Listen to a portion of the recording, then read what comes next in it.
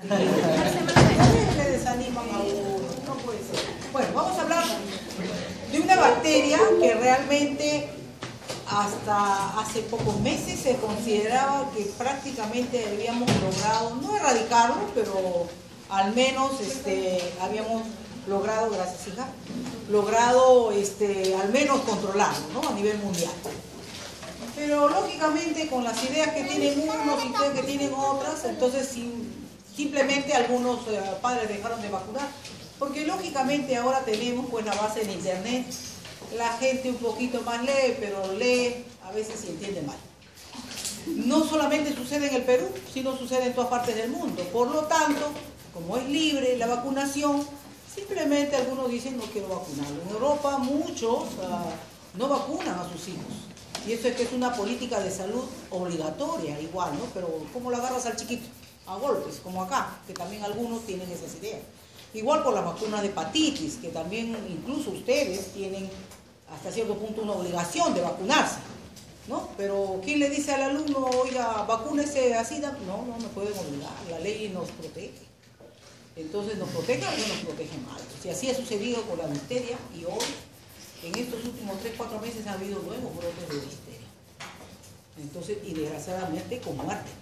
Porque generalmente cuando se hace el diagnóstico ya es tardíamente, porque yo no sabía que era difteria, creía que era una enfermedad de lince, estreptocócica, pero sin embargo fue difteria y ya se había muerto. ¿Cuántos puede haber contaminado? Eso no lo vamos a saber nunca, porque muchos de los corinebacterios que se alojan a nivel bucal están en forma, digamos, atenuada y simplemente el paciente es un portador.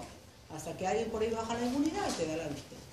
Pero bueno, en fin, por ese motivo vamos a recalcar y poner énfasis en algunos aspectos de la clase, ¿no? El Corynebacterium, ¿ok? Ahora, de hecho que el Corynebacterium es una bacteria que tiene las características habituales que tienen todos los Corynebacterium, porque la vedette de este grupo, o sea, lo que nos preocupa a nosotros, es el Corynebacterium difteriale, que es el motivo de la clase. Pero tendríamos que hablar de cosas generales, como que es un bacilo pleomórfico gram positivo. ¿Por qué es pleomórfico? Porque a la hora de la división se dividen en forma abruptamente, saltan como si fueran resortes y, como dice, se le toma la fotografía en el momento. Entonces son en forma desordenada. Otros le dicen que son como letras chinas, ¿no? Se ubican como se hayan multiplicado, ¿no? Entonces, son pleomórficas en general, gram positivas, que es muy importante, son gram positivas, no forman esporas. Por lo tanto, si no están en su hábitat, digamos, en el ser humano, que es la difteria en este caso, pueden morir, ¿no? O sea que no es que esté en el suelo y se contagie en el suelo, no. En la difteria estamos hablando. Y son catalasa positivos, citocromoxilasa negativos, y en el género, pues lógicamente lo vamos a tratar de dividir en 3 grandes grupos, que es la primera la que nos interesa porque hay gran variedad de Corynebacterium. Viven en el suelo, viven en el agua y viven en la piel y en las mucosas de diferentes tipos, ¿no? De animales, ¿no? Y lógicamente dentro de ellos está el hombre. Y en el hombre vive en la piel y en las mucosas, que también podemos encontrar el Corynebacterium en general, ¿ok? Entonces, tenemos a 3 grupos, el parásito y patógeno en animales y humanos, que es lo que ahora vamos a estudiar, el Corynebacterium patógeno para las plantas, que es una gran variedad de Corynebacterium, pero no vamos a dedicar, y aquellos que son Corynebacterium no patógenos, que viven saprofitamente en diversos lugares, en el agua, te lo tomas y no pasa nada, ¿correcto? Y describir un poco de su historia. Es importante el Corynebacterium porque, aunque parezca mentira, remarcó un poco de lo que es la evolución de la inmunidad en lo que es, ¿cómo se llama?, en las vacunas. Esa entidad clínica, como entidad clínica que era similar, porque morían muchas personas en esa época, nadie describía por qué todos tenían faringitis y de pronto morían ahogados, ya se descubrió en el año 1826, ¿no? Por Pierre Bentenau. Y recién, miren, fíjense cuánto tiempo pasó. Unos dicen en el año 1883, otros en el 88, da igual. Pero Kleck comenzó a describir en autopsias de pacientes que estos pacientes que tenían faringitis, que morían por faringitis, ¿quién se muere, no? Pero en esa época los antibióticos también estaban veniendo a menos, ¿no? Se morían hasta por una fiebre. Pasa, no sé si puede pasar su compañero. La última que le doy.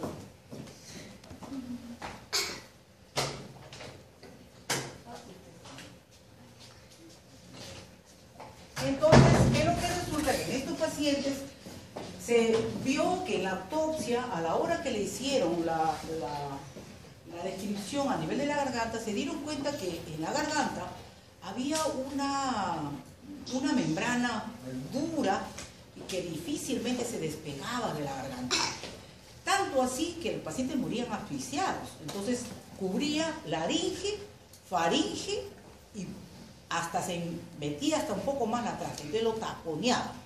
De tal manera que el paciente moría asfixiado. En esa época pues no había la traqueostomía, que te voy a hacer acá un huequito, no, en esa época no existía. Perdón, disculpe, pero voy a apagar mi celular. Me olvidé de apagarlo antes de entrar. Entonces, es ahí cuando... Entonces, recién... Hoy hay otro joven. Ya, no, pobrecito, el último, ¿eh? Entonces agarró una membrana y comenzó a describir y realmente recién Lofer, como siempre, agarrándose todo lo que es la parte del aislamiento, porque hasta en parásitos se metió, aisló en cultivos puros, hizo unos cultivos puros, ¿no? En sustancias rudimentarias y comenzó a describir efectivamente que eran unos gram positivos, que en el momento no podía describirlo muy bien, pero lo relacionó. Membranas, aislamiento de gérmenes que eran gram positivos, así rudimentariamente, y recién fue Roxy Ralciña en la que realmente descubrió la patogenia, descubrió cómo se metía la bacteria y se dio cuenta de que en esta zona, porque los pacientes lógicamente le hacían autopsia de todo, y se daba cuenta que morían porque no podían ni siquiera hablar, aparte de que tenían dificultad para respirar, morían sin poder hablar, y rígidos algunos de ellos, y por último les daba arritmia cardíaca y todo un cortejo de síntomas extraños que nunca se había visto en un cuadro de faringitis, y ahí comenzó a descubrir la patogenia de la enfermedad, como si yo la había apagado, o no le puse el dedo. El hijo que siempre fastidia, mejor lo apago. Ay, lo pondré el vibrador, ¿no? Para que no esté por el sitio de su mamá, no me conteste. Bueno, y ahí es cuando descubrió que realmente esta bacteria no solamente crecía en esa pseudomembrana, sino también producía una sustancia que en el momento no se sabía qué era, pero que después se descubrió que era una exotoxina que liberaba la bacteria y lo diseminaba por toda la circulación y lógicamente creaba un montón de patologías, digamos, en órganos lejanos como corazón, sistema nervioso central principalmente. Entonces ya se comenzó a hacer, entonces se comenzaron a filtrar, porque moría mucha gente en esa oportunidad, estos filtrados, y dentro del filtrado comenzaron a ver estos exotoxinas, que después lo comenzaron a modificar un poco y nos sirvió como que antitoxinas. Se elaboraron antitoxinas y comenzó a vacunarse, sobre todo en zonas endémicas, y comenzaron a salvarse algunos pacientes. Entonces comenzó a crearse lo que era la inmunidad pasiva, ¿no? Con activa y pasiva, ¿correcto? ¿No? En la que ya se logró que estos habitantes al menos sobrevivieran. Muy bien. Y si hablamos propiamente de las corynebacterias, son pleomórficos, poliaméritos, no forman esporas, son células únicamente, son aeróbicos o anaeróbicos facultativos. Esa es una de las cosas importantes, por eso es que vive en un montón de lugares. Catalasa posidio y citocromo oxidasa. Muy bien. Hay muchas especies de listeria. No, perdón, de corynebacteria. La vedette, como le digo, de este grupo es la listeria, que es el motivo de la clase. Pero no podíamos dejar de ver a otros tipos de corynebacterios que están relacionados con el ser humano. Todas estas, las que ven acá, son los que pueden ocasionar o están relacionados con el hombre. ¿Correcto? Vamos a adelantar y después retrocederemos un poco. Una de ellas es el Corynebacterium ulcerans. El Corynebacterium ulcerans también produce otra exotoxina que puede causar algo que también infecta a nivel de la garganta y que también crea una enfermedad casi similar de menos riesgo que la difteria, el Corynebacterium difteriae, ¿no? Y es más, algunos dicen que produce una segunda... ¡Ay!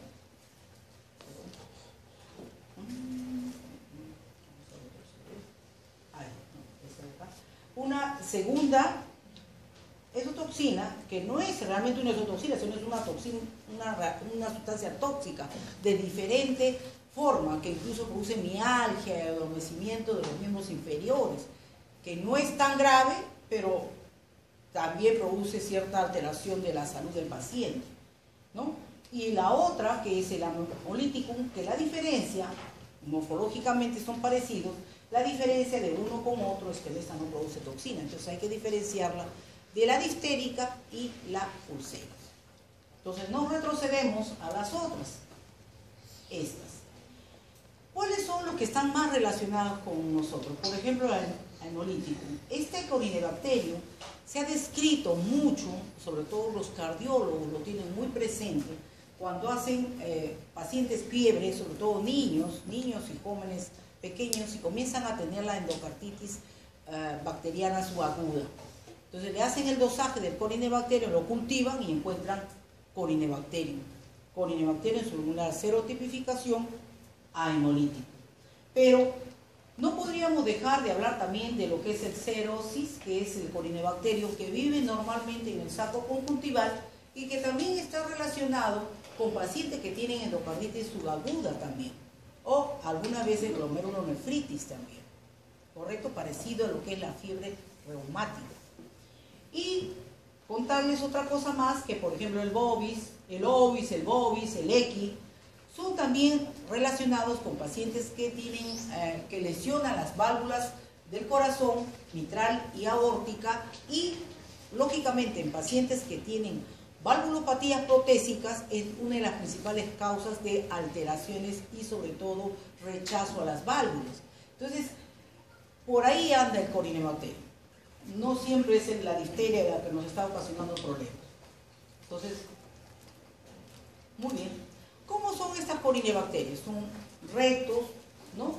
Son no ácido alcohol resistentes, que no forman esporas, porque la que sigue sí forma esporas.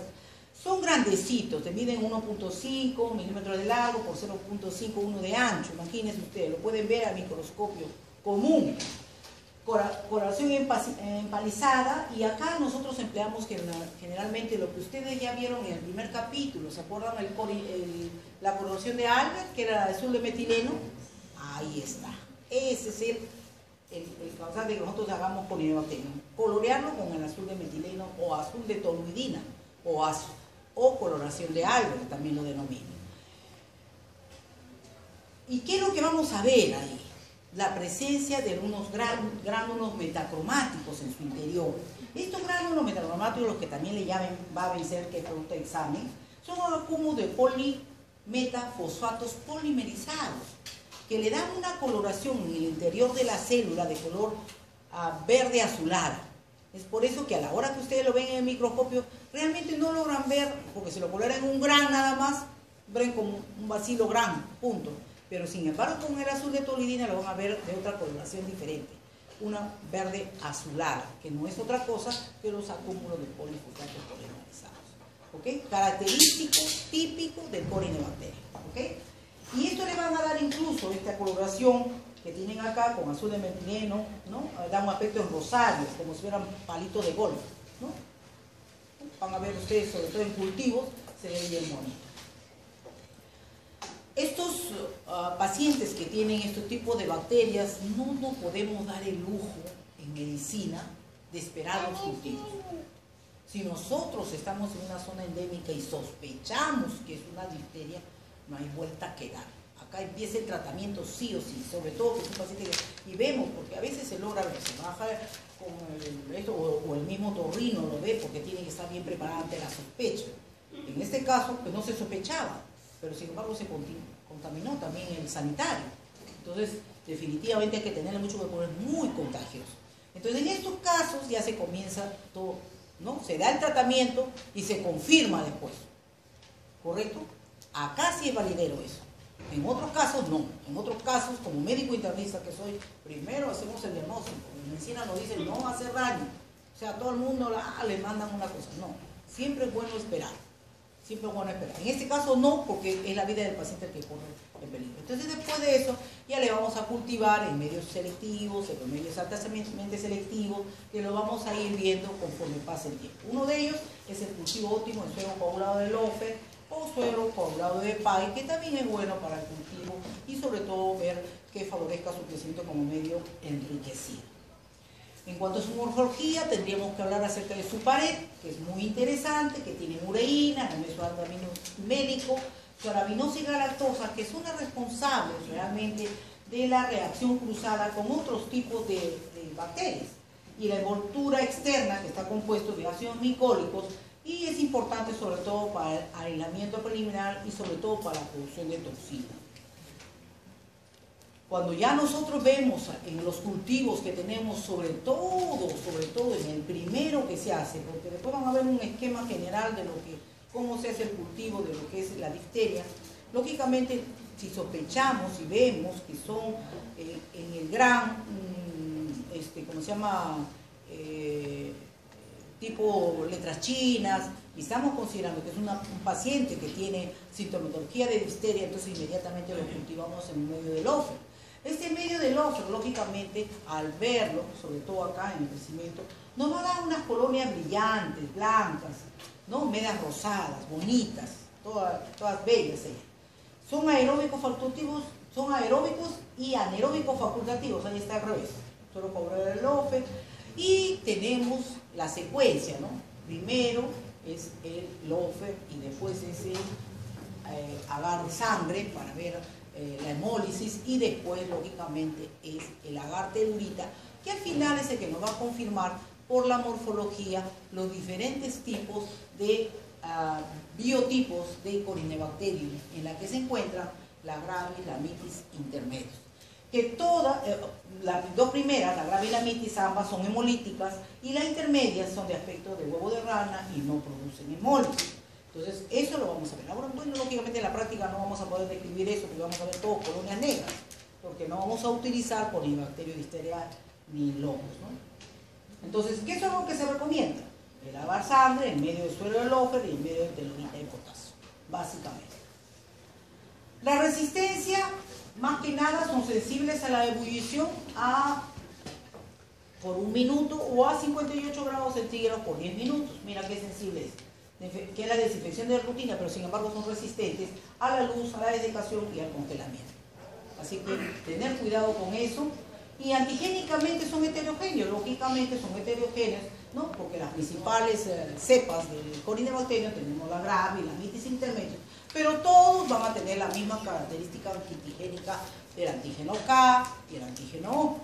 El antígeno K, localizado en la cápsula de la superficie de la pared de la bacteria, y es la responsable de la especificidad del tipo de serotipo del Corynebacterium, en este caso gravis, mitis e intermedios. Estas contienen proteínas, son termolábiles, importantes sobre todo en la inmunidad no toxigénica, porque acuérdense que tiene toxina y también nos va a dar inmunidad, pero también en la parte celular también nos va a dar cierto tipo de responsabilidad para, ¿cómo se llama?, la inmunidad, sobre todo activa.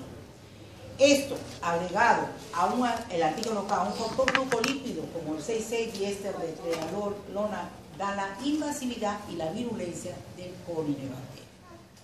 El otro, que es el antígeno O, es común de las Corynebacterium, o sea, no nos da la especificidad del Corynebacterium. Esta es termoestable, contiene la aminosa galactosa, parecida a Mycobacterium, y a la anocardia, acá debe decir la anocardia, que es la responsable de la reacción cruzada, porque el Mycobacterium y la anocardia tienen la misma característica en su pared, ¿no? Que es lo que... Entonces, hablar de la virulencia de un tipo de Corynebacterium, tendríamos que ver el antígeno A, factor glucolípido, el ácido N-acetilneuramínico más una neuraminidasa, nos va a dar el factor de virulencia. Dependiendo de esto, puede volverse más virulento el Corynebacterium. Los coayudantes que pueden agregarse en el transcurso de su metabolismo nos dan también, ¿no?, una neurotoxicidad que nos permite la invasividad del Corynebacterium. Estos factores glucolípidos que contribuyen a la invasividad y la toxicidad del corinebacterium se probaron, y se probaron en ratas. ¿Y qué es lo que sucede? Porque en el ser humano no se puede probar. Entonces, se vio que producía ruptura de la mitocondria, reducción de la respiración y lógicamente por función. Entonces, ¿cuán potente es este antígeno?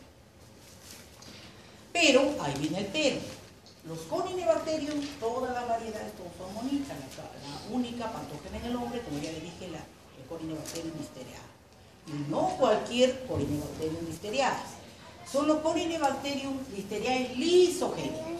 Esos aquellos que han sido infectados por un bacteriófago beta, característico de la infección, para que produzcan toxinas. Aquel que no produce toxina y que no ha sido infectado por este corinebacteriófago, entonces simplemente pasa como un común de las enterobacterias. ¿Ok? Y lógicamente hablar acerca de que si estas sustancias, lógicamente nosotros lo empleamos para la ayuda, sobre todo para producir toxinas, antitoxinas, lógicamente si estamos en un medio que contiene menor cantidad de hierro, me va a producir más toxinas, sobre todo si tiene este factor que ya se comprometió en la contaminación de este bacteriófago, ¿correcto? Muy bien, bacteria, Corynebacterium lisogénico, infectado por el corinebacteriófago, te está produciendo su toxina. Esta toxina, tal igual como se elabora, no es tan letal. Se convierte en letal porque se convierte en una única, como dice, cadena polipéptica con 62.000 de peso molecular. El producto es tóxico, pero no tan tóxico como cuando se une a dos puentes disulfuro, ¿no? Y se forman dos fragmentos, el A y el B. Al ver, lógicamente, en el intestino, lógicamente son los que en la cavidad intervienen muchas sustancias, uno de ellas es la tripsina. Entonces, ¿qué se elabora y produce esta combinación de fragmentos? Entonces, lógicamente, al perder esta, cada uno se divide en A y B separados, entonces ahí viene que disminuye la toxicidad de estas sustancias, ¿no? Entonces, la unión de estas dos sustancias son altamente patógenas. El fragmento A, que es un amino terminal, enzimáticamente activo, y es el que produce el efecto de la inhibición de la síntesis de proteínas de las células eucarióticas expuestas a la toxina. Es el que ataca, el atacador, si se puede decir. Y el fragmento B, que es de fracción carboxilo terminal, simplemente es el que le da la unión, es el canal, ¿no? Es el que le permite la unión, es el camino de estas células eucarióticas sensibles para que pueda ser como un pasaje. Entonces uno da el pasaje y el otro ataca, ¿correcto? Entonces por ese motivo ambas tienen que existir para que la lesión sea efectiva. Entonces esta toxina es letal en hombres, ¿no? Conejos, cerdos, ¿no? A bajas dosis, a 166 nanogramos por kilogramo de peso. Pero sin embargo, se ha descubierto que en ratas y ratones es resistente. Y dice que es por defecto de la unión de la toxina con los receptores de la membrana, de la célula, ¿no? Fragmento de polipeptidos es diferente por gramos de la toxicidad. Eso ya lo hemos hablado. Entonces, si tenemos toxina, fragmento A, fragmento B unidos, lógicamente la industria farmacéutica tiene que ir contra la toxina. Lógicamente ya formamos la antitoxina. Esto lo preparan en animales para producir la antitoxina, que consiste en la mezcla, lógicamente, de anticuerpos, de anticuerpos específicos, sobre todo de partes de la molécula, tanto en inflación A como en inflación B. Y estos están mezclados con inmunoglobulina G e inmunoglobulina A. ¿Y qué es el toxoide? El toxoide es el agregado de formaldehído que inactiva la toxina. Y es lo que generalmente, ¿no? Y esta disminuye la toxicidad y nos sirve para la vacunación. Entonces hablamos del toxoide, que sirve para la inmunidad activa, y la antitoxina, que sirve para la inmunidad pasiva. El ataque de estos corinebacterios, lógicamente, es en zonas donde hay mucha cantidad de gente, y generalmente los niños que tienen menor inmunidad son los que más son atacados. Pero también en niños ¿no? Y en adolescentes y en gerontos, que también, ¿no?, viven en asilos y lógicamente hay gran cantidad de, ¿cómo se llama?, disminución de la inmunidad en ellos. Y las complicaciones lógicamente son más en las épocas de invierno. El contagio, lógicamente, pues, en algunos pacientes son asintomáticos porque ya les saben que son portadores. ¿Cómo puedo yo saber si este paciente está inmunizado para este tipo de... Porque a todos nos han vacunado, bueno, a los que no, por algún motivo vivieron en un caserío y no tuvieron oportunidad, pero la mayoría somos vacunados contra la bacteria, ¿correcto? Lógicamente, todo va a depender mucho de cómo tratamos también, cómo manejamos la cadena de frío en los pacientes que vacunamos, ¿no? Porque yo siempre he estado un poco en desacuerdo, pero bueno, es una opinión, ¿no? En que llevan cadenas de frío, pues en verano, 40 grados, ¿sabes? Y están con la cadena de frío caminando por todos lados, así en las calles, vacunando, ¿no? O sea, de hecho que no va a llegar como cuando tú vayas a la posta, pero ¿qué podemos hacer si la gente no acude a la posta? Tienes que ir a buscarlos. Entonces, definitivamente el riesgo es mayor en esos pacientes, ¿no? Porque tiene que tener una buena cadena de frío. Independiente de eso, ¿cómo puedo yo saber? Pues mediante una prueba de chip. Esta prueba de chip es la inyección de 0.1 mililitros de toxina altamente purificada y lógicamente tenemos que ir con la otra contraparte que es la reacción de pacientes alérgicos. Hoy el 50% es alérgico a todo, porque ya hemos abusado muchas cosas, entonces ya nuestro cuerpo ha reaccionado. Lógicamente tenemos que ver si hay una pseudo reacción por alergia. Si este es lógicamente nosotros tenemos que inyectar acá el 0.1 de toxina y en el otro lado un material X calentado a 60 grados centígrados, el material tóxico, puede ser la misma toxina también, ¿no? Entonces agarramos y le inyectamos para control. Una reacción chip positiva. En esa lógicamente donde nosotros hemos inyectado y el paciente está inmunizado, no pasa nada. A lo más habrá una reacción, una leve pápula o mácula que desaparece a las horas. Eso significa que el paciente está inmunidad. Pero en estos casos, cuando hay una reacción inflamatoria que llega a su máximo 47, de 4 a 7 días, y se desvanece y hay un área de pigmentación amarronada, ¿no? Entonces, y en el otro lado hay una reacción amarronada que persiste, y en el otro persiste más, entonces aquí estamos hablando de ausencia de inmunidad. Claramente vemos que este paciente es ¿cómo se llama?, susceptible a contaminarse con el Corynebacterium. ¿Por qué? Porque este paciente no tiene ausencia de inmunidad porque no se le forma una pápula que va a persistir de 4 a 7 días y en el otro lado puede persistir hasta mucho más. ¿Qué es lo que pasa en una prueba de chip negativa? Cuando no aparece nada en la lesión. Simplemente podemos decir que existen en su organismo 0.3 unidades por mililitro, ¿no?, de sustancia. Pero ¿qué pasa si tiene inmunidad y es alérgico? ¿Qué pasa con el otro brazo? En 72 horas, después de aparecido el eritema, simplemente en este paciente con inmunidad desaparece. A diferencia del alérgico que puede persistir de 5 a 10 días. ¿Correcto? Para no confundirlos, ausencia de inmunidad, la lesión amarronada, ¿no?, que parece que se desvanece a los 5 a 7 días. En pacientes que tienen inmunidad, lógicamente a la justa es una lesión y a las horas desaparece. Si hay alergia, entonces lesiones amarronadas hasta más de 7 a 10 días. Acuérdense, pregunta de examen. Prueba de chip positiva, ausencia de inmunidad. Prueba de chip negativa, inmunidad en el paciente. Diferente. ¿También se pueden hacer pruebas in vivo? Sí, también.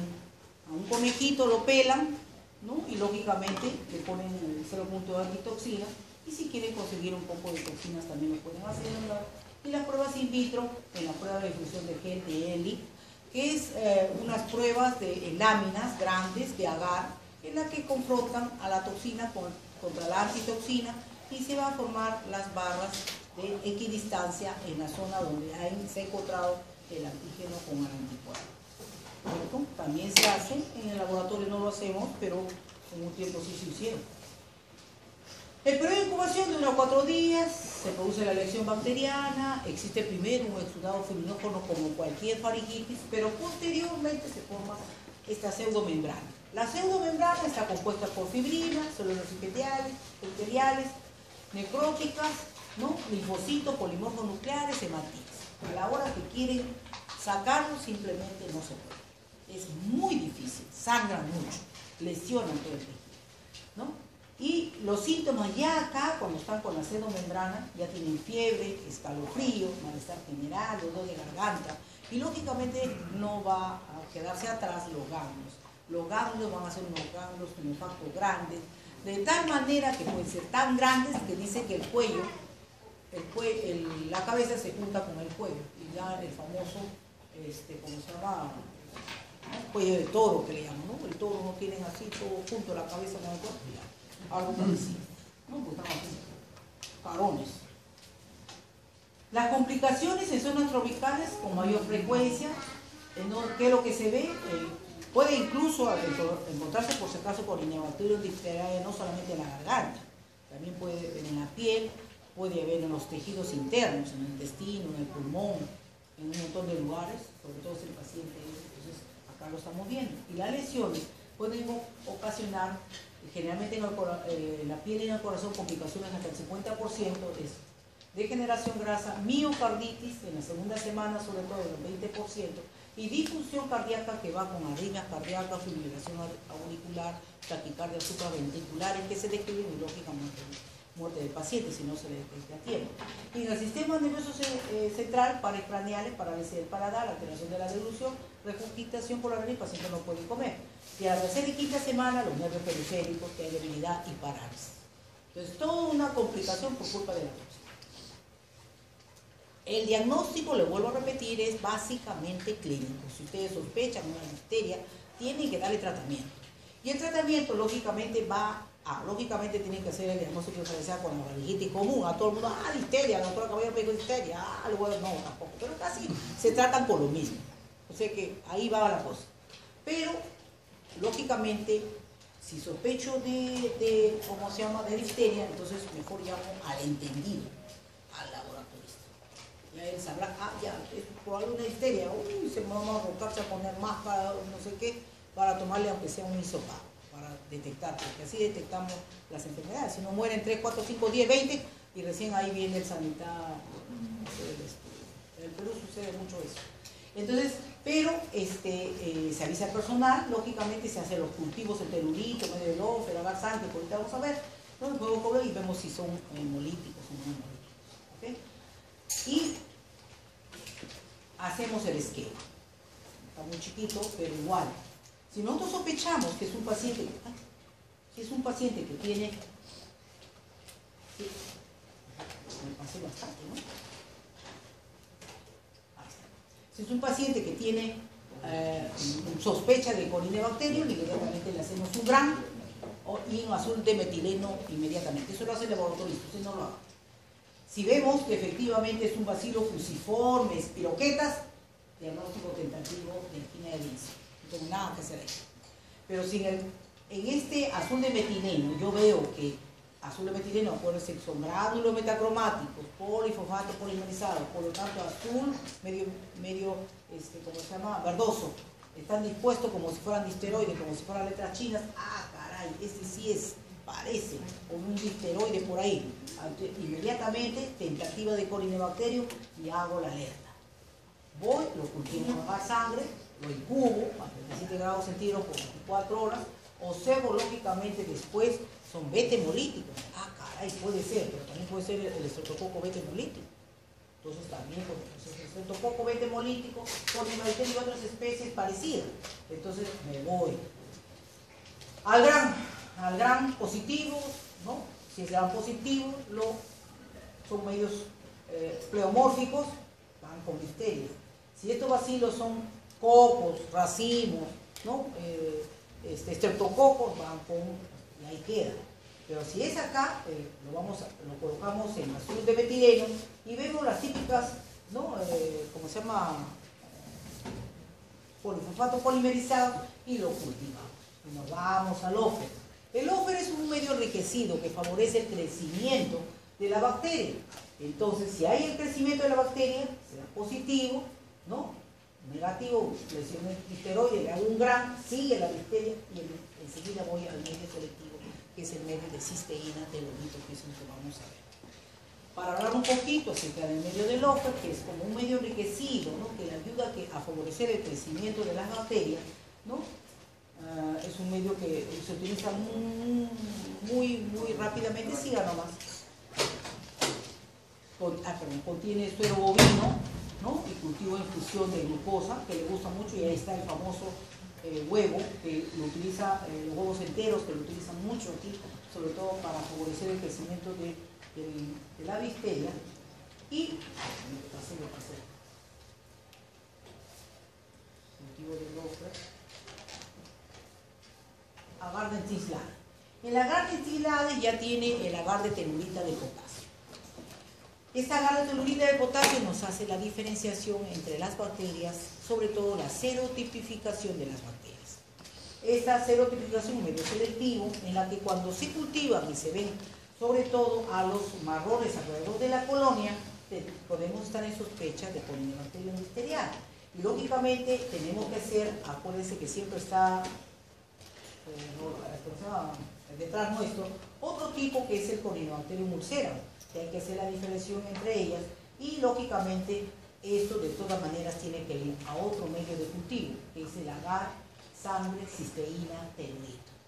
Este agar, sangre telurita, esto sí es, ¿cómo se llama? Medio selectivo, altamente selectivo para el Corynebacterium, porque me reduce a las otras bacterias que viven a nivel de la garganta, como es el estreptococo, ¿no?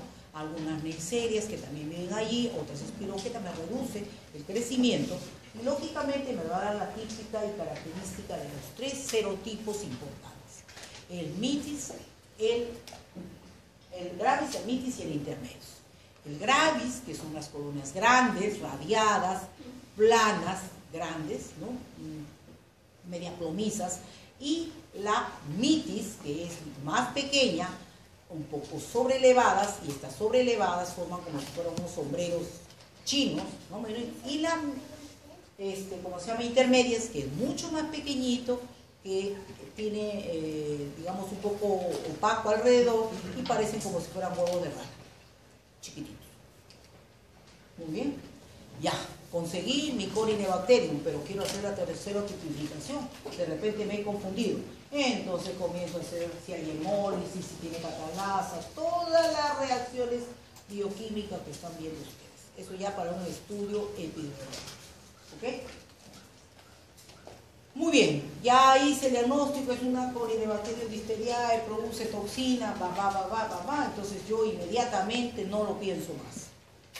Le doy primero su antitoxina para bloquear a la toxina que me va a hacer daño al organismo. Y también, lógicamente, tengo que darle matar a la bacteria, ¿no es cierto? Si la bacteria va a seguir produciendo toxina, entonces estamos mal. Entonces tengo que atacar por dos frentes. Uno a la bacteria, con penicilinas, ¿no? Erythromicinas, son bien nobles, mueren rápido. Tetraciclinas, ¿no? Y la mayoría, algunos quedan como portadores. Y le inyecto, si en un caso leve, 10.000 a 20.000 unidades de antitoxina y 50.000 a 100.000 en casos muy severos, rescatando al paciente. La prevención, lógicamente, se hace con aplicación del toxoide, o sea, las vacunas. Sigamos. Bueno, ese es otro. Uy, ¿y el bacillus? Ahora, señorita, ¿cómo el bacillus? ¿Cómo está? El bacillus. El bacillus, ya ustedes lo han visto. Ese bacillus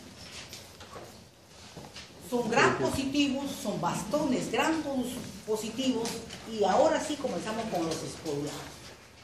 Los esporulados, los bacilos, ¿no? Son organismos que se desarrollan en la sangre formando colonias grandes, blanquecinas. Lógicamente los seres vivos no van a formar esporas, ¿no? Y muchas especies viven en diferentes lugares, en el agua, en el suelo, es decir, en diferentes sitios. ¿No? Ahorita en el suelo, en la flora intestinal también tenemos bacilos, ¿no? Cuando hacemos un cultivo de esto, ahí también vamos a encontrar, en los animales también. Grandes bastones positivos, productores de esporas, aeróbicos estrictos o anaeróbicos facultativos, ampliamente distribuidos en toda la naturaleza. Las especies, como hay grandes cantidades, están divididos entre las cicrófilas, basófilas, acidófilas, termófilas, es decir, diferentes tipos de comportamiento de todos los tipos de bacilos. ¿Correcto? Virtualmente se conocen 48 especies de bacilos actualmente reproducidos, una variedad de enzimas extracelulares solubles en la cual nos da la diferente diversidad de hábitat madre. Pero el único patógeno en el ser humano es el Bacillus anthracis, que es el motivo de la plaga. Y esto es fuente en el Perú. Otros microorganismos no muy importantes nos sirven, sobre todo, que son bacilos que existen, ¿no? En los bacilos existen bacteriófagos virulentos, plátanos y todo, que hacen su mezcla de tal manera que la industria lo utiliza más que nada para la producción de solventes industriales, alcoholes y vitaminas y antibióticos. O sea, son útiles para la industria farmacéutica, ¿correcto? Pero el único, esto es el anthrax. ¿Y qué es el anthrax? Es una enfermedad de animales herbívoros. Pero como nosotros estamos en contacto con los animales herbívoros, nos contaminamos.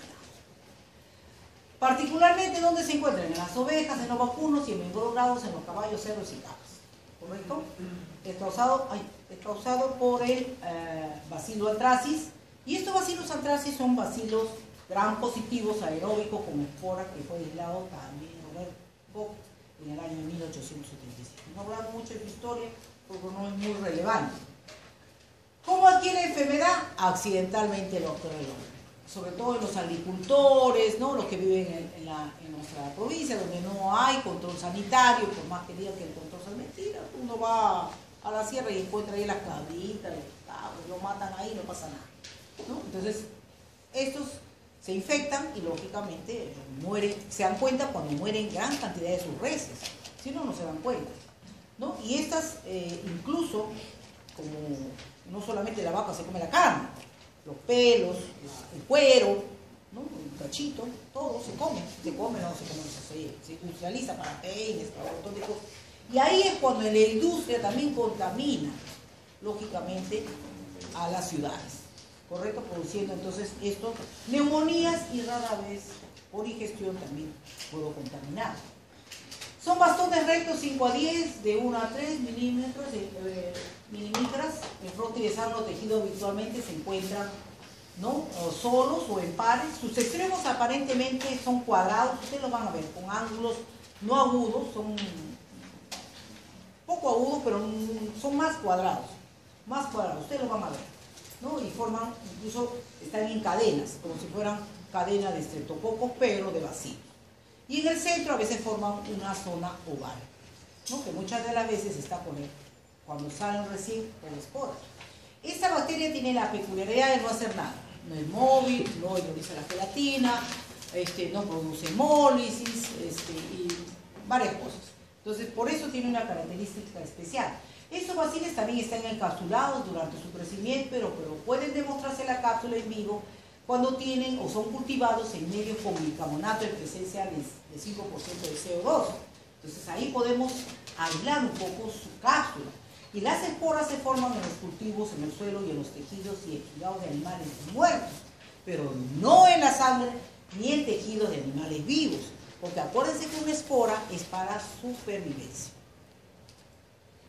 En agar al 5% de sangre libre de antibióticos crecen un crecimiento máximo, se obtiene un pH de 7 a 7.4 en condiciones aeróbicas, una temperatura de 37 grados, pero también soportan los extremos, por si acaso, 12 a 45 grados, de tal manera que en el laboratorio lo tenemos ahí en grandes cantidades. A las 24 horas, de hecho, ya un cultivo, un sitio donde le favorezca el crecimiento, se llaman las colonias sobreelevadas, opacas, de color blanco grisáceo, de 2 a 3 milímetros de diámetro.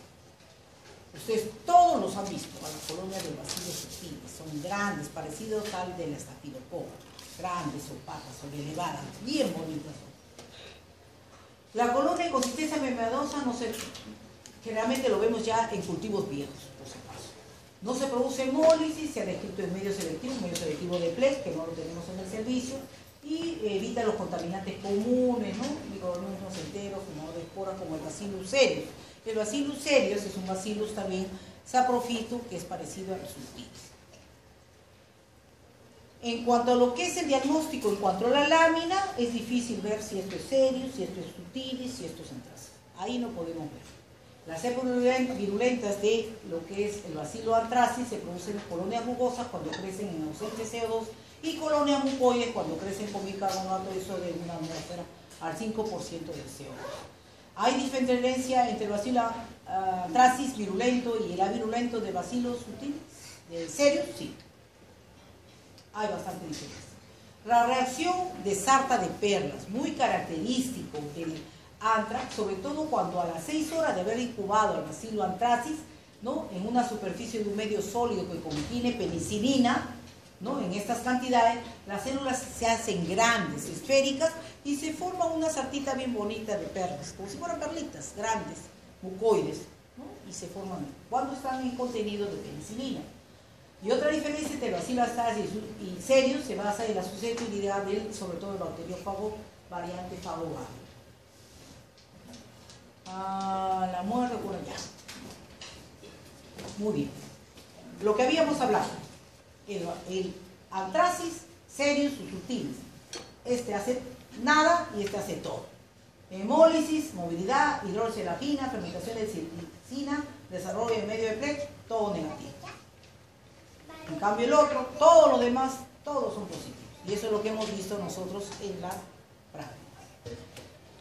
Extremadamente resistentes por sus esporas, sí. En medio físico-químico no lo activa, sobre todo si están en el suero, en células muertas, ahí no lo mata nadie.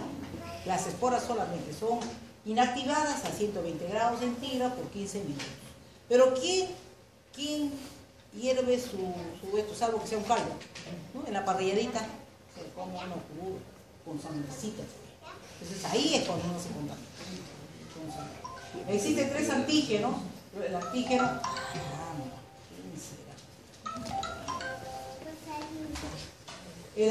tres antígenos, uno que es el polipéptido capsular, que contiene el ácido beta-glutamínico, que interfiere con la fagocitosis.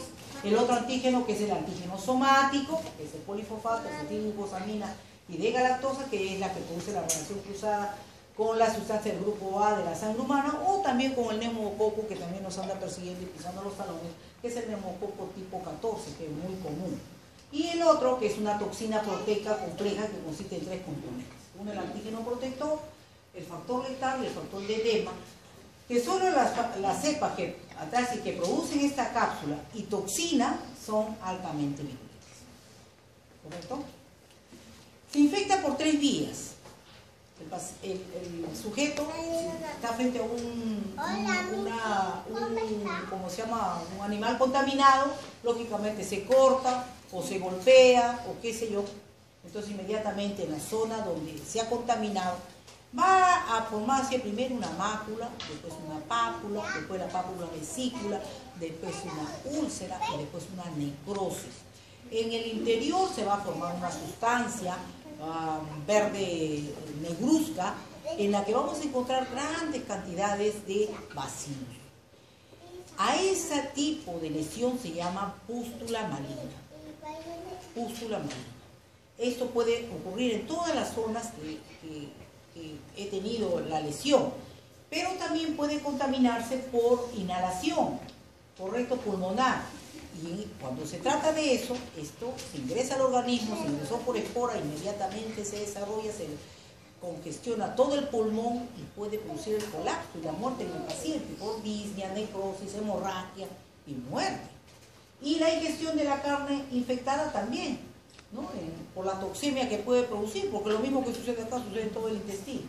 Entonces, por las 3 vías puedo morir, ¿correcto? Acá lo hago por el GRAM, veo las lesiones. Acá lo hago por el esputo y acá lo hago por medio del hemocultivo. ¿Ok?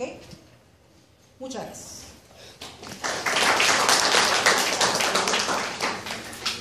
Hasta luego, jóvenes. No sé si tendrá más clases.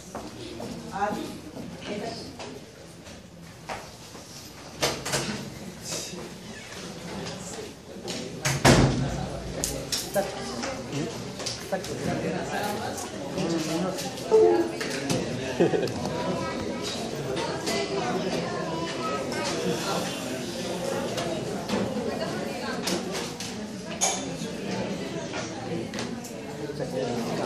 ¿no?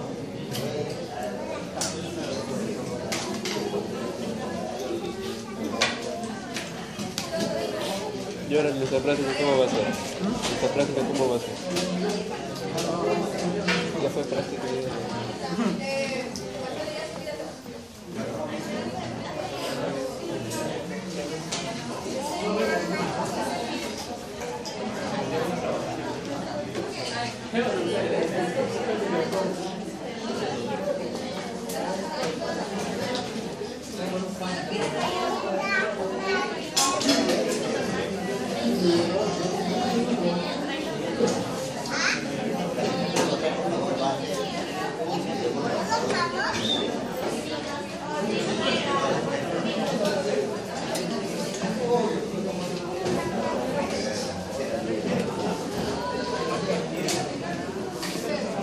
Alarcón.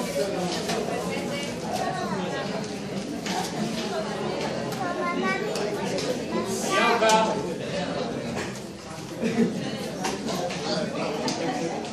Remy.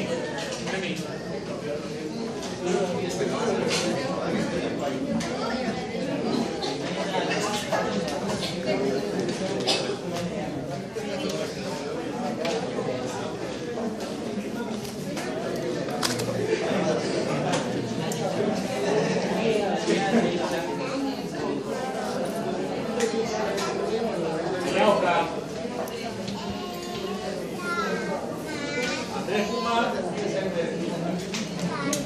Callosa. Ávila. ¿Está la doctora? Sí, vamos. ¿Vamos? Barrientos. ¿La lista? ¿Escrito?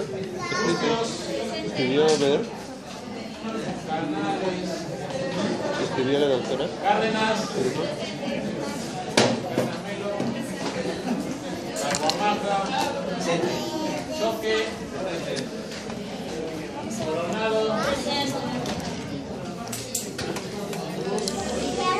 Cueva.